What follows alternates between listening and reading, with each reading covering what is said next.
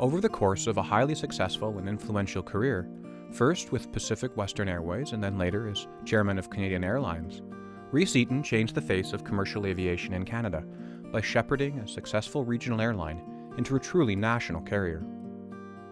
Born in 1935 and raised in Vancouver, Rhys studied commerce at the University of British Columbia and then pursued a business degree at the University of Western Ontario. A bright young graduate, he soon joined London Life Insurance. Rhys moved to an accounting firm in 1963, but wanting something more challenging, he began taking a chartered accountant's degree in the evenings.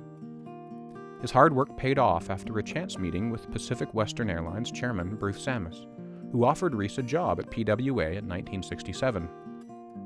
As part of the airline's finance team, Rhys impressed senior management, including President Don Watson, and after about 9 months, he was transferred to the Northern Division of PWA, working out of Edmonton as assistant director. To capitalize on increased oil development, Rhys introduced new services and aircraft, which included the first jet flights to Inuvik and extensive Hercules charter services into the Northern Archipelago. As newly appointed VP Northern Region in 1970, he spearheaded development of the Explorer Hotel in Yellowknife and turned around the chronic money-losing Byers Transportation Trucking Division, which he ultimately sold to its employees in a win-win arrangement. In 1974, Peter Lougheed's Progressive Conservative government purchased PWA, bringing the airline's headquarters to Calgary 2 years later. PWA had been prized in BC, and the province was not happy to see it leave. Nor were some of the airline's staff. Watson resigned in protest. PWA chairman Rod McDaniel turned to Rhys to fill the presidency, which at age 40 he quickly accepted. Rhys determined that his first task was to streamline operations because despite an impressive 4 decades of growth, the airline had expanded too broadly. He ended its involvement in worldwide freight and rationalized the aircraft fleet. The strategy worked. By one account, profits tripled. Rhys then set PWA's sights on a new challenge, expanding beyond the regional market. In 1978, PWA merged with Transair, a partnership that expanded Pacific Western's reach into Manitoba. Over the next few years, the company continued to reshape its operating fleet and scope of service.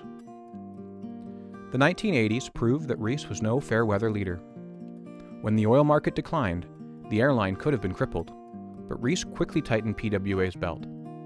Cuts and ensuing negotiations with labor groups led to another challenge, a prolonged strike. It was a stressful period that only ended when both sides agreed on a cost-cutting plan. Despite a difficult economy and a challenging labor market, PWA, under Rhys's leadership, still set its sights on renewed growth. He had foreseen that it would be difficult for Canada to sustain multiple large-scale commercial carriers. Consolidation was critical.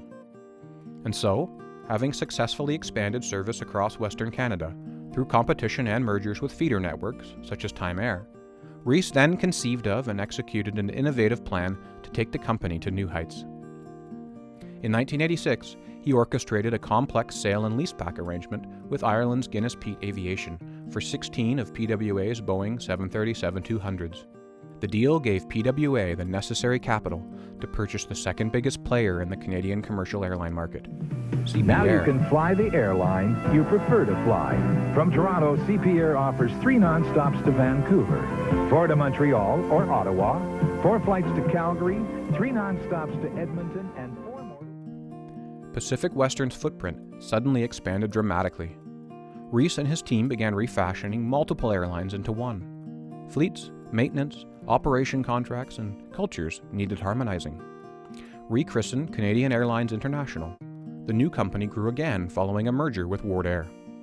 The acquisition of Ward Air, as we've commented in the media a number of times, was a very strategic move for PWA Corporation. Rhys was appointed chairman, president, and CEO of Canadian Airlines International in 1989. As leader of the airline, he oversaw one of the largest consensual financial restructurings undertaken in Canada, which involved creditors from around the world, employees, and governments at all levels, and included a large conversion of debt to equity, coupled with an infusion of new equity from American Airlines and the employees through a share purchase program. The resulting fresh start balance sheet positioned the company for future growth and enabled Rhys to retire from the role of CEO. A competitive and inspiring leader, During his time with PWA and Canadian Airlines, Rhys served in senior executive roles with the Air Transport Association of Canada, the Conference Board of Canada, and as president of the International Air Transport Association. Colleagues and employees alike often remarked on his vision, his integrity, and the compassion and personal interest he showed them. Employees, how can you help but be impressed with a group like we've got? Rhys was supported throughout his career and into retirement by his wife Lynn.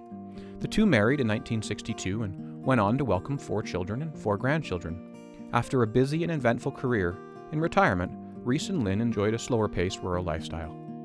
A passionate golfer and fisherman, as well as an amateur handyman, Rhys was also an art lover, and he used his newfound leisure to take up painting, embracing retired life with the same enthusiasm and commitment he showed in the boardroom. For his significant contributions to commercial aviation in Canada, notably his reshaping of PWA from a regional carrier into a national and global airline, Rhys Eaton was inducted into Canada's Aviation Hall of Fame at ceremonies held in 2022.